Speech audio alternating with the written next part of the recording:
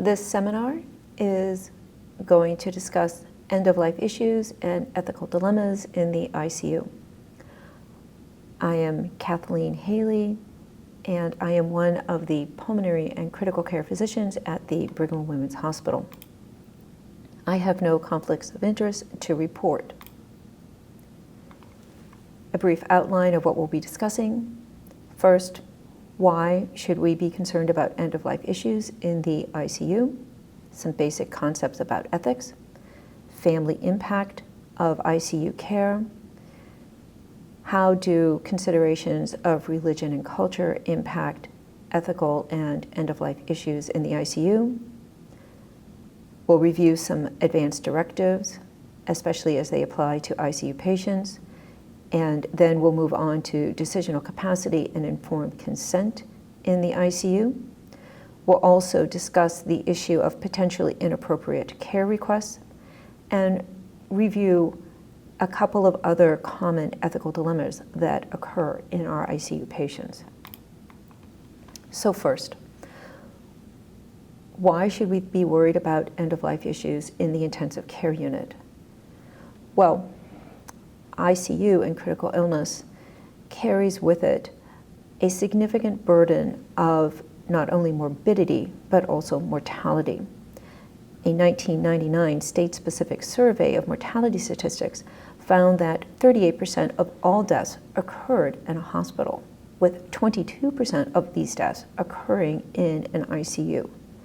A subsequent follow-up study showed that even though there has been great education about palliative care and the availability of hospice care, 22% of Medicare patients with cancer died in the acute hospital, and 40% of patients had an ICU stay in the last 180 days of their life.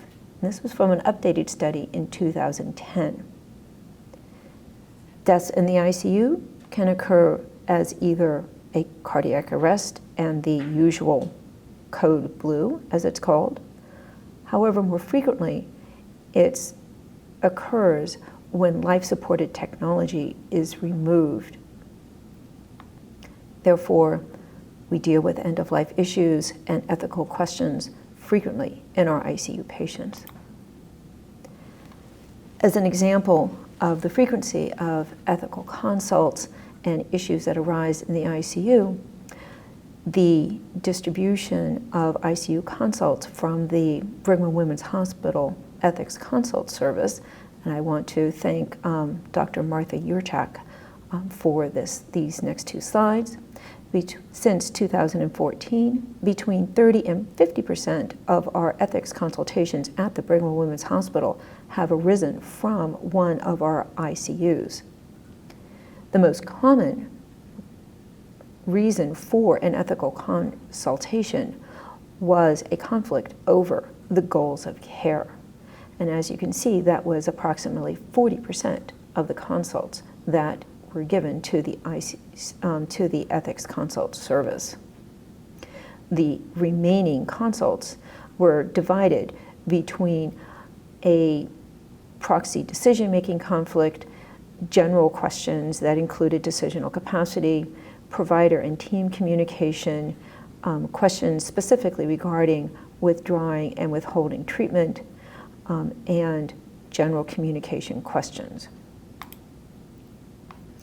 Again and again in ethic issues, the common thread is the difficulty of communication. As an example of this, in honor of Robert McCluskey and our Boston-based author here with getting our ducks in a row, I know that you believe you understand what I said, but I'm not sure you realize that what you heard is not what I meant. Communication is difficult, and when people are stressed, when people are tired, as they are in the ICU, when the issues are very life-impacting, communication becomes extraordinarily difficult. So, first let's start with some basic frameworks as we frame our ethical conversation. Generally speaking, normative ethics is the most commonly used framework for analyzing an ethical situation. or question. This involves 4 general principles: autonomy, respect for persons. This is generally considered the primary ethical consideration. Beneficence, doing well, doing good. Non-maleficence, which is avoiding doing bad. And also fairness or social justice.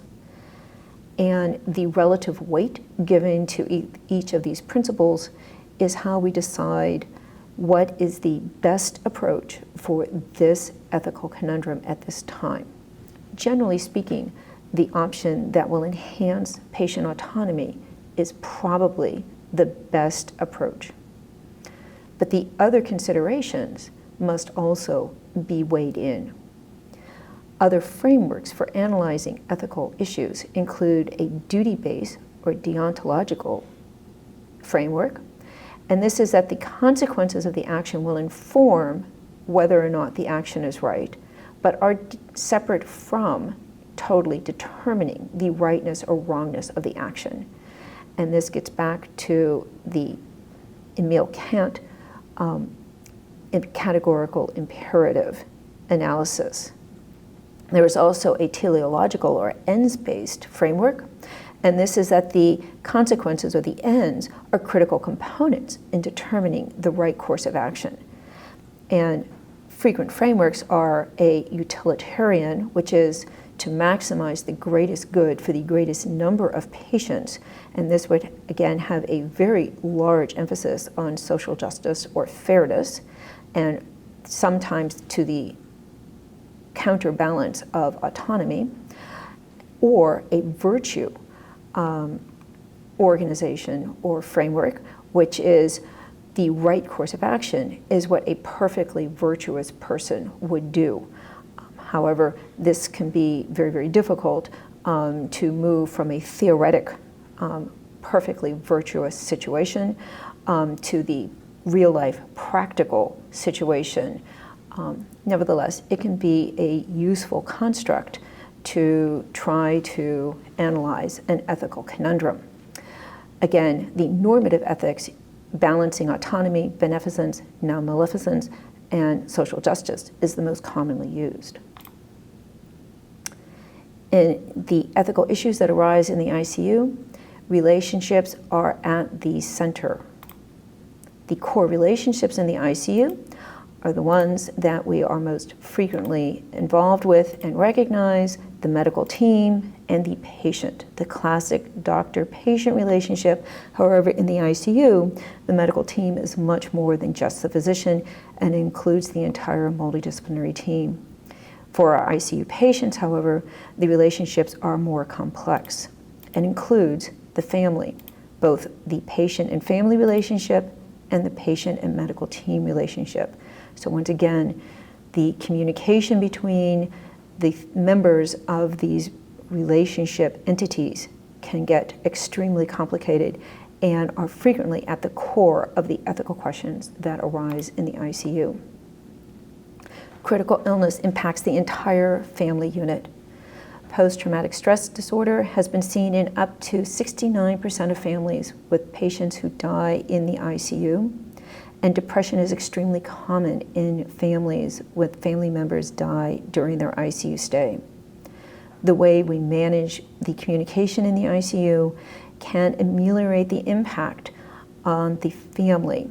We need to be very cognizant of the way that we give bad news and also of the way we manage and schedule family meetings, scheduling being the frequency. Are they only when we have bad news to report, or do we have a regular communication to develop a relationship with the family? Following up with the families can be very, very important, and the social workers attached to the ICU can have a critical role in helping the families deal with the post-ICU trauma that they will be experiencing. Grief management is an important part of helping both patients and families with the losses due to critical illness.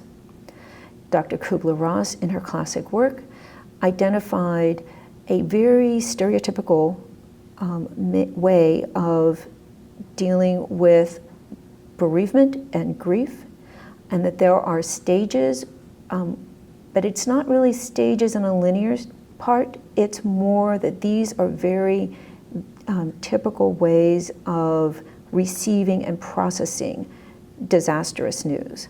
These include denial and shock, anger, bargaining, grief and depression, and acceptance. Because it is non-linear, it may require time, and the ICU staff may feel confused because patients and the families may move or bounce between the various stages of grief management. And so it is something that can have an impact not only on patients and families, but also on the ICU staff. And so ICUs that are most effective in dealing with ethical issues have supports both for patients, families, and for the medical teams. So the role of religion in how ethical considerations are approached in the ICU can be very, very important. Interestingly enough, the major religions have very similar teachings about what should be done at the end of life. There is actually no requirement for useless suffering among the major religions. However, patients and families will sometimes cite this as a reason for pursuing burdensome care, particularly since this is either due to not understanding the actual teachings of the religion, or since it will perhaps be a way of helping the patient and the family to process an otherwise absolutely intolerable situation, to put the onus onto the religious beliefs rather than what their own wishes would be. But it can be useful to talk with your chaplaincy service to understand what the precise teachings of a patient or family's religious traditions are, and you can help navigate that. There is usually a requirement among the major religions that people are required to seek and or accept help regarding their health. And there are some religions that will have very, very specific directions about either starting or stopping life-sustaining therapy. And the ICU team should seek assistance from the religious authorities in their local area regarding what specific directives might be at play for a specific family or therapy. Therefore, pastoral support can be invaluable both to families and the ICU team. The pastoral supportive team that has a prior relationship with the patient or the family is obviously the best option, and it can be extremely helpful, particularly if there appears to be confusion or conflict, if the medical team will talk directly with the family's religious advisor, because this can clarify things very, very frequently. Similar to religion, culture can have a huge impact on how patients and families approach things in the ICU. One wants to be aware, but also careful about the role of culture in our patients and their families. We don't want to stereotype. However, patients and families come with a context, and that context is culture. Interestingly, patients in hospitals across the United States have surprisingly similar views, despite our very heterogeneous ethnic backgrounds. International offices can be a very good resource for dealing with cross-cultural issues that may arise in international patients. It can be very important to have a medical translator also to not only help navigate some of the communication, but also as a resource for some of the specific cultural issues that may arise, particularly with international patients. The recommended approach is to be flexible with the families to both accommodate their specific beliefs about the end-of-life approaches, their preferred decision style, and just realize that that specific preferred decision-making style may be informed by their culture. Currently, in the United States, we use a shared decision model most commonly. However, We don't have to require that for all patients, and that doesn't work for all patients and their families. And so individualizing our approach can be a good strategy.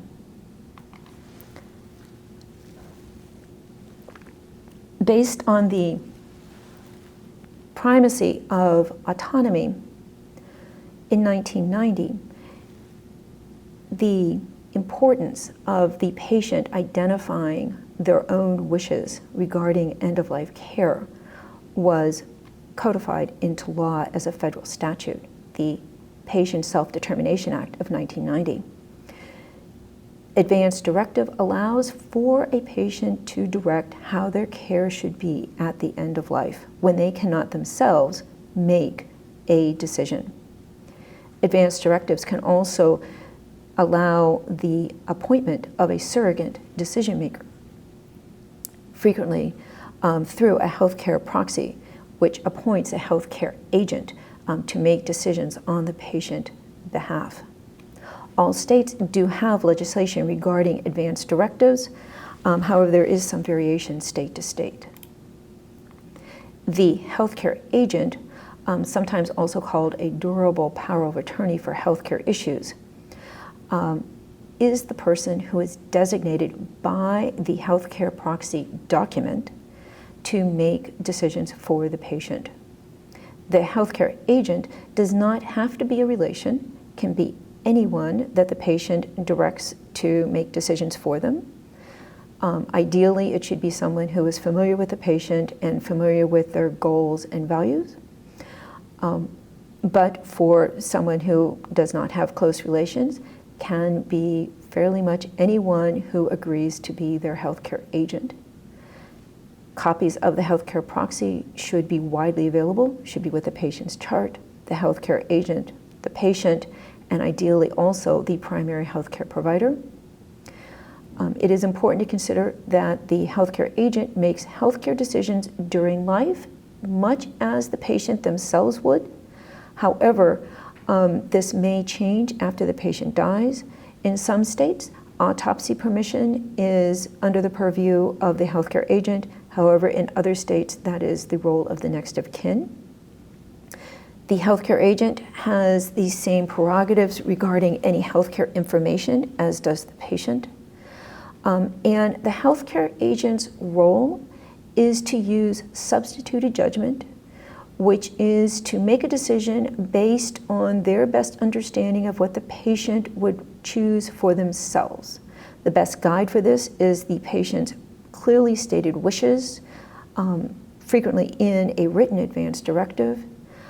The best interest of the patient, however, can be used if the patient did not clearly identify their wishes regarding a particular situation. If there are no designated healthcare surrogates, then the decision maker is decided by state law. State law varies. It's most frequently the next of kin. 7 states do not have any specific legislation about this. Kansas actually has a regulation only about research consent. These 7 states that lack regulations about surrogate decision makers that in patients do not have a designated healthcare agent are Massachusetts, Minnesota, Missouri, Nebraska, New Hampshire, Rhode Island, and Vermont.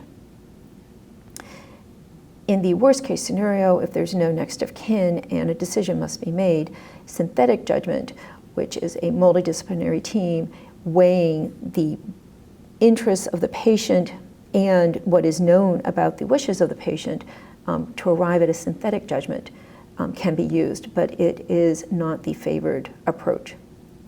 Some states do require a very clear statement from the patient requiring a very definite outline of what they would and would not want regarding their wishes in end-of-life situations, or may have specific limits on healthcare agent authority. And therefore, it is advisable to become familiar with the laws in your specific state regarding the roles and the limitation for healthcare agents. Some more on advance directives. So as we said, it was codified by federal law in 1990. The American Bar Association website does have updated information by states because this is something that changes every few years. Living wills are a type of advance directive. They do outline preferences regarding treatment, however, they are not legally binding in all states. Other, perhaps less formal statements regarding patients' wishes for care include 5 Wishes, which is a non-profit organization, Aging with Dignity's way of walking through frequently encountered problems at the end of life and having a patient write out how they would like those problems approached.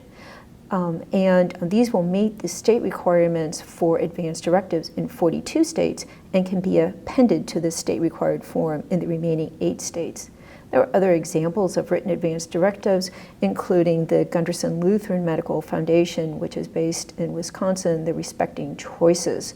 Again, most of these written advance directive forms will have a staged approach to integrate planning for end-of-life issues into regular outpatient visits and to imagine scenarios that may arise, such as difficulty eating, mechanical ventilation, wishes regarding resuscitation, and so forth. Since the family is an integral part of the patient unit in the ICU, keeping families updated regarding the patient's course and likely prognosis and therapeutic options is critical. So we should talk a little bit about family meetings in the ICU.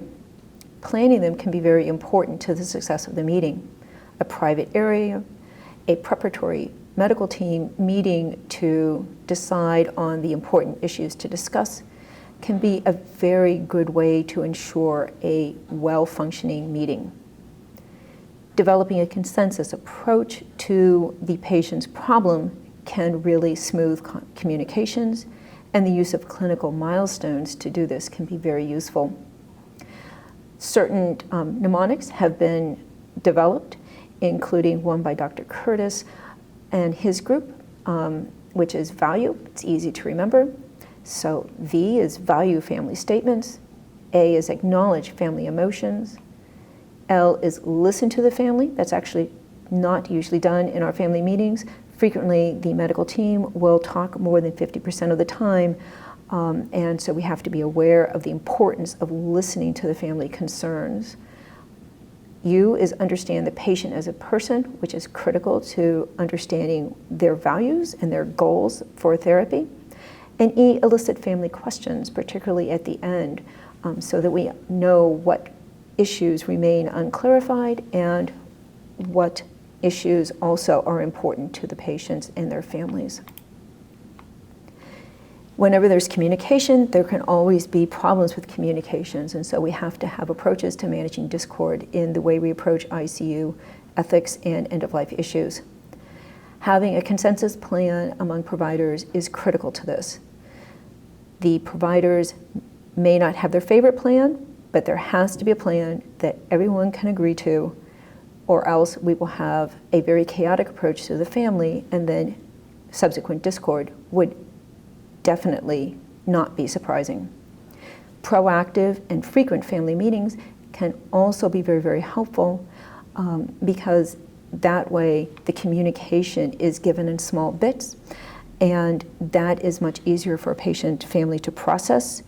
Since the patients will also be changing, the small frequent family meetings can be a very effective approach to managing a dynamic clinical situation. When significant discord occurs, getting an outside opinion or advisor can very much be a useful strategy to help manage the discord and reestablish a consensus. Healthcare providers with a long-term relationship with the patient or the family can be a very useful adjunct. Frequently, the primary care physician is left out of the ICU, but reaching out to that provider can be a key element in the success of a family-patient relationship in the ICU, managing end-of-life issues. The ethics service in the hospital can also be a very good adjunct. The social services support can provide critical support for the patient's family. Most hospitals will have a family relations office, and they can also be a very good resource. And of course, pastoral care chaplaincy can be invaluable. Most hospitals will have a policy to manage intractable discord, which fortunately is very rare. Please be aware that following a policy will not prevent a lawsuit, but it will support that the healthcare team has managed the discord and the approach to treatment options in a reasonable and standard of care fashion. The importance of communication cannot be overstressed in dealing with ethical and end-of-life issues in the ICU. Things that appear to be a discord frequently are just simply problems with communication, and that is why bringing in an outside advisor who can bring everybody to the same table and in an objective fashion go over the issue so that everyone is clear as to the issues and the communications and the options frequently can resolve what appeared to be a serious discord. When there is discord, it can be a useful approach to identify areas of agreement first and then move on to more problematic area. Since both the team and the family have the goal of providing the best care for the patient, there is usually some level of agreement that can provide a start to move toward a common goal and communication, and this can be a helpful strategy. Reframing problems as shared opportunities to work toward goals that are important to the patient and the family and the team together can be a very helpful approach. Hang in there and keep communicating, and usually consensus can be developed. Sometimes, however, the patient or the family requests care that the team feels is potentially inappropriate. This is the older term, this is the term used for the older term of futile care. The reason why futile care is no longer used is referenced here by the great medical theorist Yogi Berra. In theory and practice are the same. In practice, they're different.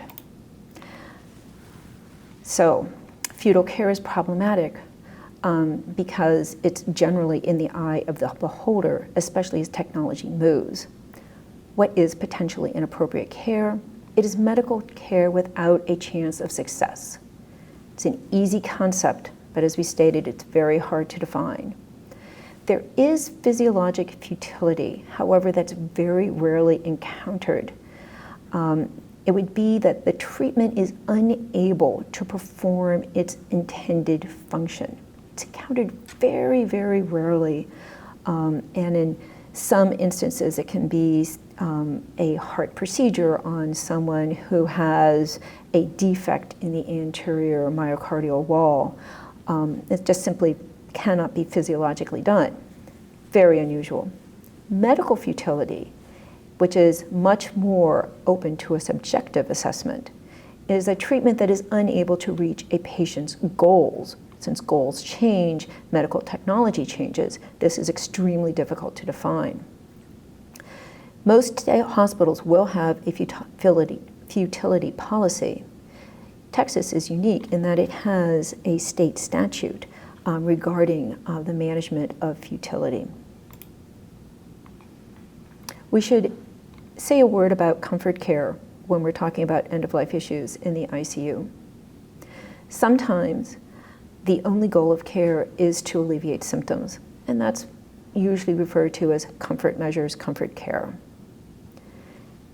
Usually, comfort care will involve the removal of life-supporting technologies, such as dialysis, ventricular assist devices, mechanical ventilators, or other life-supporting therapies, even sometimes a pacemaker. Ethically, removing a therapy is the same as not starting it in the first place. However, providers should be very much aware that not only for the medical team, but particularly for the patients and the families, removing supporting technologies will emotionally have an extremely different meaning than not starting in the first place. And the team should be prepared to manage these very difficult and conflicting emotions, even when it is decided that comfort care is the best option for the patient. There is concern frequently from the medical team regarding whether or not changing to comfort care and removing a life-supporting therapy is something that is ethically acceptable. And the justification for the ethical acceptability of removing a therapy is something called double effect. And this means that we accept side effects of what we do in the ICU if the benefit from the intent of the therapy outweighs the burden. For example, we will accept sedating side effects of opioids and benzodiazepines if our intent is to relieve pain, anxiety, and dyspnea. Interestingly enough, the appropriate use of sedating medications after removal of life-supporting therapy actually has been shown in at least one study to not change and perhaps extend the duration of survival after life-supporting technology was removed. Issues of end-of-life care, comfort care, and the law usually come up as at least questions. And there is now well-established case law regarding this. The courts have regularly upheld a patient's absolute right to refuse any type of care as long as they have decisional capacity. There are several landmark cases about this. They have also upheld that it is a different use of medications for symptom and pain relief, which is quite accepted, and euthanasia, again, using double effect as the justification. At this point in time, there is no right to euthanasia, although some states have been exploring doctor-assisted euthanasia, particularly Oregon. But note that anyone who is defined as an interested party can initiate a legal review of any practices in any unit. Again, good documentation, adherence to your hospital policies can provide justification that you have acted according to the patient's best interests, according to their goals and values, and have acted also within the standard of medical care.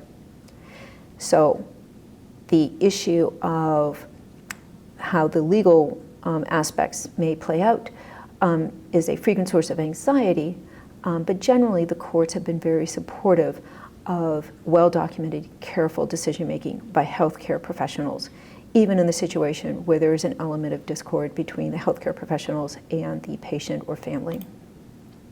Take-home points about end-of-life issues. They're very common in the ICU. The principles of autonomy, beneficence, non-maleficence, and justice provide a framework to analyze the ethical issues that arise in our patients. Sensitive communication can lessen the distress of the patient's family and the patient dealing with bereavement, because bereavement and grief is not just dealing with death, but also with the loss of the prior functioning that the patient will inevitably experience after an ICU stay. ICU physicians have a duty to provide good symptom control using palliative care to our patients who are dying. We're going to move on to other ethical issues that can frequently arise in the ICU. We're going to start with decisional capacity. This is distinct from competency, which is a specific legal term. Decisional capacity is the function of the patient in the ICU regarding their ability to make decisions. It requires knowing the available choices, appreciating the ramification of the available choices. And it's very important to realize as care providers that a patient with decisional capacity has the absolute right to make what we would consider a wrong decision as long as they know their choices and know the ramification of their choice and can indicate their choice. If there is question about decisional capacity, sometimes a psychiatric evaluation can be useful because decisional capacity can be difficult to assess in the critically ill patient. There are bedside tools available to make sure that the patient's thinking is not clouded by delirium. An example is the CAM ICU scale provided or outlined by Dr. Eli in this critical care medicine article. Decisional capacity is also not an absolute state. It is a sliding scale. It is decision specific, and the amount of capacity, the complexity of the decision, both weigh in as to whether or not a specific patient has decisional capacity for this specific question at this time. So it's important to notice that even patients who have cognitive limitations may well have decisional capacity for some decisions. In an academic institution in particular, research and conflict of interest sometimes arises in our ICU patients. Conflict of interest arises when a physician has dual roles. For example, if you as the attending ICU physician also have an actively enrolling clinical trial for which your patient may be eligible. That would obviously have a dual interest, and that would be a conflict. It's usually managed by making sure that the treating physician does not recruit patients into their own clinical trial. The ethical issues raised by conflict of interest is, of course, balancing the risk and benefits, because the investigator may not be able to clearly identify the risk and benefits of their study as it applies for their own patient. And informed consent in that situation can be practically impossible. Of note, also with conflict of interest, in some situations, healthcare agents are limited by state law in regards to consenting for research studies. And so again, being aware of the particular laws in your area is extremely important. We're going to move on to some questions. The concept of substituted judgment is best described by A, the medical team substituting for the patient by deciding what is in the patient's best interest. B, the designated surrogate decision maker using their best understanding of how the patient would decide for themselves as the basis for decisions. C, the medical team substituting for the patient lacking a surrogate decision maker by using the reasonable man standard. D, the care instructions outlined in the, quote, 5 wishes, end quote, or a living will. Or E, the court-appointed guardian using their understanding of the patient's best interests as a basis for decisions. So the best answer here is B, the concept of substituted judgment is best described by the designated surrogate decision maker using their best understanding of how the patient would decide for themselves as the basis for decisions. This is the definition of substituted judgment. Question 2. A 70-year-old man has just been admitted to your intensive care unit with multi-system failure, which includes shock, respiratory failure, and renal failure in the setting of pneumonia. His family consists of a wife, 2 daughters, and 3 sons. A close family friend is the patient's healthcare agent. The patient's healthcare agent visited the patient today and told the patient's nurse that the patient's youngest son was not to be allowed to visit nor to receive any information about the patient. The patient's wife and daughters, who were in earlier this morning, have left the hospital. They are expected later in the day. Which of the following is a correct statement? A, the son may not visit nor receive information since the healthcare agent has refused permission for this. B, no decision about the son's ability to visit or receive information is possible at present, since the patient's wife, as the next of kin, is the person who decides regarding whether her youngest son can visit and or receive information about his father. C, the son may not visit since the patient healthcare agent has refused permission for this, but he can receive regular updates regarding the patient over the phone. D, the patient's son has a legal right both to visit and to be informed about his father's progress. The healthcare agent cannot infringe upon this. Or E, the son may visit but may not receive information about the patient since the healthcare agent has refused permission for this. The correct answer here is E. The son may visit, but may not receive information about the patient since the healthcare agent has refused permission for this. Recall that the healthcare agent has the same prerogatives regarding healthcare information as does the patient. However, any family member, as long as they are not disruptive to the ICU setting, has an equal right to access to the patient. Question 3. Your patient is a 60-year-old woman with severe congestive heart failure and an ejection fraction of 10%, COPD with an FEV1 of 1.1 liters, and pneumonia. She has been on mechanical ventilation for 7 days. She does not have a healthcare proxy, but does have a living will indicating that she would not like support in the event of either a terminal disease or evidence of irreversible brain damage. Her family says that she has, quote, always been a fighter, end quote, and states that they believe she would want to continue therapy. However, the nurse caring for Mrs. Williams is uncomfortable with this plan. He points out that Mrs. Williams grimaces with mouth care and reaches for the endotracheal tube whenever her hands are not restrained. Which of the following would be the best course of action at this time? A, call an ethics consult, since the patient's current status is clearly unacceptable to her, but her family is requesting continued mechanical ventilation. B, arrange a family meeting to clarify the patient's values and goals and establish whether the current strategy is indeed congruent with the patient's wishes. C, adjust the patient's sedation so that she is more comfortable on the ventilator. D, all of these choices are acceptable. Or E, only choice B and C are acceptable. The best answer here is choice B and C. Whenever there's a choice that will have more communication to identify goals and therapy, that is probably the best option.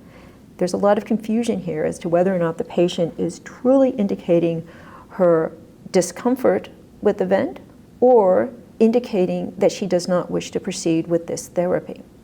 Getting clarification about what is important to her and getting her more comfortable on the ventilator, however, not necessarily completely somnolent, will be important in trying to identify what is the best course of action moving forward. Question 4. Your patient is an 82-year-old woman who is on chronic mechanical ventilation and dialysis following an episode of sepsis. On morning rounds, it is reported that during the night shift, the patient was very, very tearful and wrote to her nurse things like home, words like phrases like not worth. This morning, the patient is calm but appears to have a flattened affect. She interacts normally with her medical team and participated as she is asked to do so in all of her therapy over the course of the day. The same report regarding unusual writing at night that are stressing not worth, home, but yet appearing to be normal and her usual self during the day, again recurs. What is the best course of action? A, start an antidepressant since the patient is having an appropriate reactive depression. B, ask the covering moonlighting resident to check on the patient. C, arrange a time to meet with the patient and her family to discuss her statements and what they might mean. D, ask the patient to clarify what she meant by her statements. E, start a low-dose atypical antipsychotic such as haloperidol in the evening since she is having episodes of overnight agitation which are symptomatic of delirium. The best option here is ask the patient directly to clarify what she means by her statements. During rounds, she's interactive, she's appropriate, she should have the first choice of clarifying what she means. If there is concern that she is confused or not being clear in her responses or is unable to communicate, then going to her healthcare agent and family to clarify what she might mean by these writings overnight would be the next step. But going to the patient first to ask her, does she remember what she is writing and what does she mean by what she is writing? That would be the first step. Patient 5. Your patient is a 54-year-old man who has respiratory failure due to acute myelogenous leukemia and pulmonary hemorrhage. His respiratory status is tenuous, and he is deeply sedated on the ventilator. His family asks you to start a new medication developed by his oncologist at your hospital that minimizes pulmonary hemorrhage in an animal model, but has not yet been tested in humans. They read about this medication in the local newspaper. What is true regarding using this medication? A, using this medication requires an IRB-approved clinical trials protocol for its use. B, the medication cannot be used since the principal investigator of the protocol is the patient's own oncologist. C, since the patient's clinical status is tenuous, IRB approval is not needed. The medication could be used under what is called compassionate release. D, the medication can be used if the family agrees to self-pay for it. Or E, the medication cannot be used since the patient cannot give his own consent. The correct answer here is that the medication would require an IRB-approved clinical trials protocol for its use. It is not standard of care. It is only used in animal models, and any such medication that would be moving to a clinical trial would absolutely require prior approval by the IRB and an outline of its use through an approved protocol.